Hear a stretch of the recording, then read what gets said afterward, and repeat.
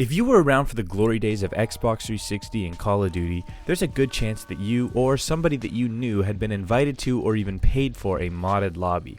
Getting access to a modded lobby was always exciting. There were usually tons of crazy visuals and a lengthy list of mods. Plus, if you were lucky, you could even level up a few prestiges and access some new unlocks. These were the glory days indeed. Skip ahead to present day and you'll notice that these lobbies are non-existent, at least for the newer Call of Duty titles, and Xbox modding as a whole has seemingly quieted down. And while there's still an active modding community, I think it's important to acknowledge that a lot has changed over the years. But what has changed exactly? Before we look at the current state of Xbox modding, let's look at how things used to work so we can accurately compare and contrast. The lobbies that you or a friend were invited to back in the day, especially around the Modern Warfare 2 era, were probably hosted on what's called a JTAG Xbox 360. And you might be wondering what a JTAG Xbox is. Well, by definition, a JTAG Xbox is simply an Xbox with a modified motherboard that could run unsigned code. You see, for executables and scripts to run on the Xbox 360, they would require a certificate-based digital signature to verify the author's identity and to ensure that the game code hadn't been modified or corrupted. With a JTAG Xbox 360, however, you could write a custom code that didn't require a digital signature to execute, so you were basically free to run modified games. JTAGing wasn't introduced for the sole purpose of hosting Call of Duty lobbies or modding other Xbox titles. Xbox has a long history of being hacked. For instance, the original Xbox was hacked via various mod chips. Now these mod chips would allow you to do basically whatever you wanted, including copying and modifying games, replacing the dashboard software, installing applications directly to the console, and running ISOs off of flash drives and external hard drives. JTAGing allowed for all of this behavior, but on the Xbox 360. With just a little bit of patience and some soft soldering skills, you could turn an Xbox 360 into a JTAGed Xbox and have an incredible amount of control over the applications it could run. This practice was a clear violation of Microsoft's service agreement due to piracy and system tampering, so as a result, most JTAGs were kept offline and enjoyed privately. It was, however, entirely possible to bring a JTAG online, and not only that, but you could run a JTAG console online for anywhere between 4 to 10 hours, or even more in some cases, before receiving a console ban, and this is how those modded lobbies were hosted back in 2009 and 2010. Once your JTAG console got banned, you could easily unban the console by purchasing a new KV. KV just stands for Key Vault, which is a binary file that's stored on your Xbox 360's motherboard. People would sell unbanned KVs and then swap them with their banned KVs to bring their JTAGs back online so they could host again. I'd like to take this time to mention a few things. Firstly, there were other ways to mod Call of Duty besides JTAGing. For instance, hot swapping was, and still is, an option. Hot swapping involves taking apart an Xbox 360 and its optical drive so that you could access the game disc while it's spinning. The process is simple. You start off with the retail version of a game disc, and then just after you confirm the installation of the game to your Xbox hard drive, you would then swap the retail disc out with the burn disc that usually contain the modifications. The modded version of the game would then install to your hard drive and be used upon launch. This method was commonly used for those crazy World at War zombie lobbies. You could also flash the optical drive, which would allow you to play burned games, and you could modify Xbox games and profiles via USB.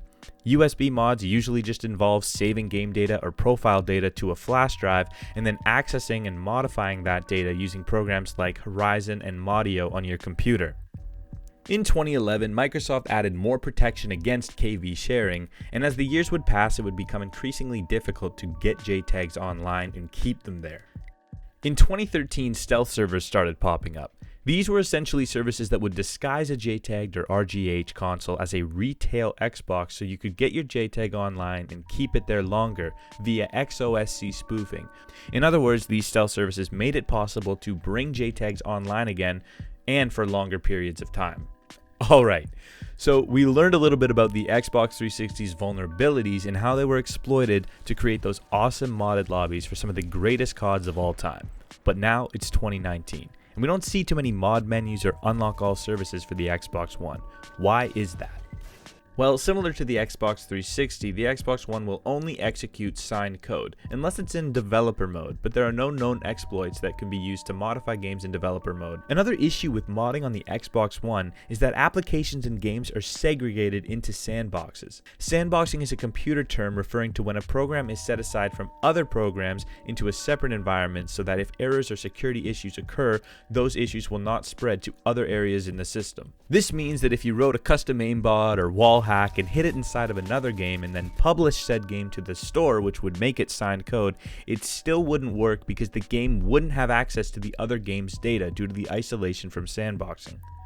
Xbox One also runs in a virtualized environment with an app virtual machine and a game virtual machine running concurrently next to each other. For those of you who don't know what a virtual machine is, you can think of it as an operating system that runs within another operating system. This means that even if you hacked one of the virtual machines, you still wouldn't be able to access the other virtual machine unless you found some sort of an exploit to jump out of your current session, or VM. This isn't impossible, but would be very difficult to pull off. These type of challenges didn't exist with the Xbox 360, and that's probably not a coincidence. There's no doubt that many of these changes were purposefully implemented to prevent history from repeating itself. Fair enough, Microsoft. So what does this mean for the future of modding on the Xbox One? Will Xboxes ever be able to run unsigned code again? Well, the Xbox One launched in November of 2013, which was over 5 years ago, and so far nobody has managed to JTAG their Xbox One successfully. Even if a kernel exploit was found in the system retail OS, you still wouldn't be able to mod any game since they all run in their own virtual environment. I also personally believe that if somebody did discover a way to successfully JTAG their Xbox One, they probably wouldn't share the method, or they would just go to Microsoft directly to inform them about their vulnerability and probably claim some kind of financial reward. So as far as reliving the glory days, I'm afraid that's not very likely. Now you can still mod the Xbox 360 all you want and bring your JTAG online via stealth services, but most have given up on JTAGing altogether since it's no longer profitable and the masses have moved on to next gen. If you were around for the glory days, I'm afraid all you can do now is be thankful and cherish the memories. Hey guys, I hope you enjoyed this video. If you did, remember to leave a like as it helps my channel grow. If you didn't enjoy the video, leave a dislike and let me know what you'd like to see done differently next time. Don't forget to hit the notification bell so you see when my next upload is, and follow me on Instagram. I like Instagram. Until next time, I'll see you guys later.